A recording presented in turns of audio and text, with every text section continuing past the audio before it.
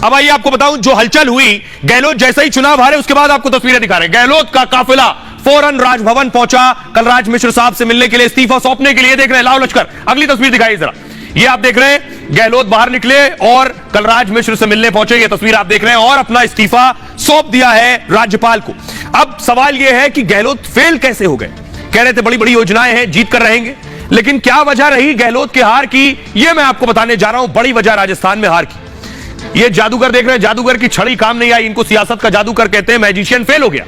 पहला मोदी फैक्टर, राजस्थान में मोदी फैक्टर खूब चला, जिससे लड़ाई मोदी बनाम गहलोत हो गई, और इस लड़ाई में गहलोत उनके सामने टिक नहीं सके।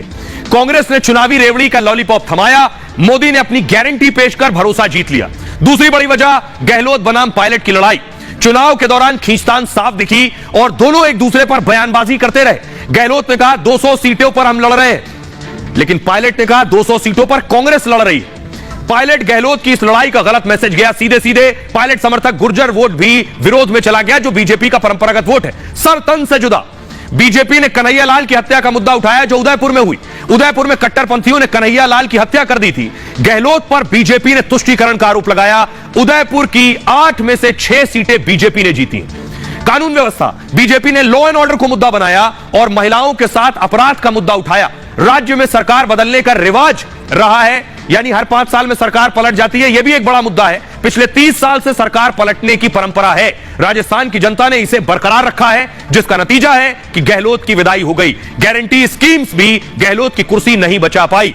सुनिए जरा क्या कुछ कह रहे हैं राजस्थान के लोग कि आखिर क्या वजह रही, बीजेपी क्यों जीत गई चुनाव। करप्शन की वजह से ये गवर्नमेंट गई है। इसमें मेन जो मूल है वो मोदी जी का जो पर्सनल नेम है, मोदी जी की जो पर्सनल छवि है, उसकी वजह से कांग्रेस यानी बीजेपी जीती है। कांग्रेस के आने के पीछे एक कारण अनेक कारण है। जैसे पेपर देखिए बाहर आते हैं, बाहर निकलते पेपर आउट है, सबसे बड़ा मुद्दा पेपर आउट रहा। उसके बाद भ्रष्टाचार रहा, उसके बाद महिला पर अत्याचार रहा, किसानों के पास उनसे वादे किए वो नहीं निभाए, धोखा किया है, भ्रष्टाचार किया है, इन्होंने तुष्टीकरण किया है। जिस प्रकार इन्होंने मंदिरों के ऊपर बुलडोजर चलाया, आज जनता ने उसी प्रकार कांग्रेसियों के ऊपर बुलडोजर चला के। तो लोगों का कहना है जनता ने कांग्रेस पर बुलडोजर चला दिया। अब सवाल यह है कि आखिर मुख्यमंत्री कौन होगा। ये आप देख रहे हैं तस्वीर दिया कुमारी की, बहुत से नाम चल रहे हैं। दिया कुमारी, अगली तस्वीर बालकनाथ है, अगली तस्वीर दिखाइए जरा।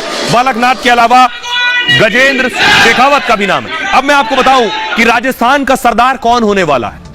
मध्य प्रदेश की तस्वीर लगभग साफ है कि शिवराज सिंह चौहान हो सकते हैं सीएम, लेकिन राजस्थान में कौन बनेगा मुख्यमंत्री।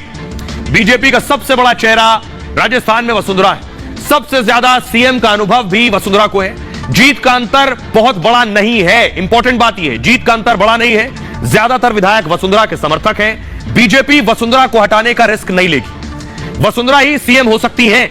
2024 के चुनाव में सबसे ज्यादा उपयोगी भी हैं। राजस्थान में उन्होंने जबरदस्त प्रचार भी किया है, चुनाव से पहले और चुनाव के बाद भी एक्टिव रही हैं। वसुंधरा के बाद जनता के पहली पसंद है बालकनाथ। 7 सांसदों में शामिल हैं जो चुनाव मैदान में हैं। तिजारा से कांग्रेस के इमरान खान को इन्होंने हराया है।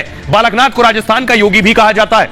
बालकनाथ को फायर ब्रांड हिंदू नेता माना जाता है। उनकी उम्र 38 साल, प्रदेश उपाध्यक्ष भी हैं। अगला नाम है गजेंद्र सिंह शेखावत, जो अनुभवी नेता हैं, मोदी सरकार में कैबिनेट मंत्री हैं, वसुंधरा के बाद सबसे कद्दावर नेता हैं, मोदी और शाह के बेहद करीबी भी हैं। हालांकि मुख्यमंत्री की रेस से इनकार करते रहे।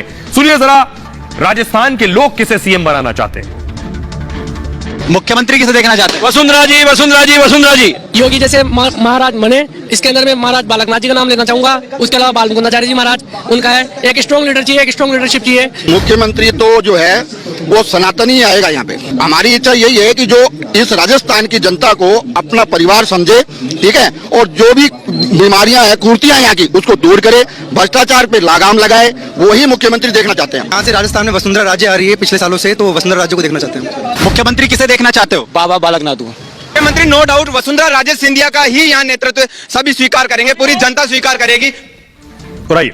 अब आपको राजस्थान से लिए चलते हैं बीजेपी का तीसरा राज्य जो जीती है, छत्तीसगढ़। ये छत्तीसगढ़ की तस्वीरें मैं आपको दिखा रहा हूं। छत्तीसगढ़ में जश्न मना बीजेपी की जीत के बाद। अगली तस्वीर दिखाइए।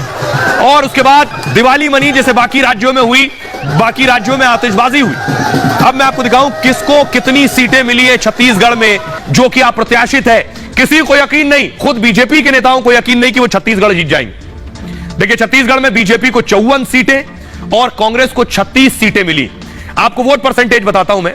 46.29% वोट बीजेपी को मिले हैं और 42.17% वोट कांग्रेस को मिले हैं। यह है छत्तीसगढ़ की स्थिति।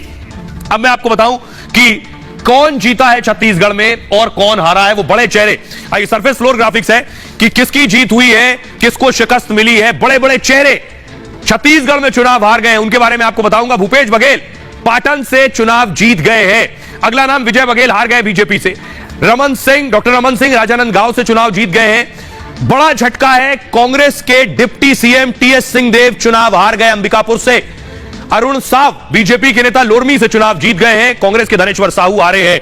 आइए अब आपको सुनवाता हूं, सुनिए जरा वरिष्ठ नेता बीजेपी और कांग्रेस के क्या कह रहे हैं। पूरा विश्वास, और मैं पहले से ही कहता था कि भूपेश बघेल के झूठे वादे और भूपेश बघेल के भ्रष्टाचार से जनता ऊब चुकी है। 100% भरोसा था छत्तीसगढ़ की जनता पे, छत्तीसगढ़ के जनता के आशीर्वाद पे, और उन्हें उस छत्तीसगढ़ की जनता ने वो करके दिखाया। आदरणीय प्रधानमंत्री जी की लोक कल्याण योजना है जो हमने नीचे तक पहुंचाई, और भूपेश बघेल का 5 साल का भ्रष्टाचार जनता के बीच में लेके गए। ये संपूर्ण भारतीय जनता पार्टी के छत्तीसगढ़ के कार्यकर्ताओं की जीत है। विरोधियों को अपना आकलन करने की जरूरत है। सिर्फ मोदी को गाली से जीत नहीं मिलेगी, खुद मंथन करने की सख्त जरूरत है। बहरहाल ये भारत की बात है में इतना ही। आप अपना और अपनों का बहुत बहुत ख्याल रखिए। रुक रहे एक छोटे से ब्रेक के लिए।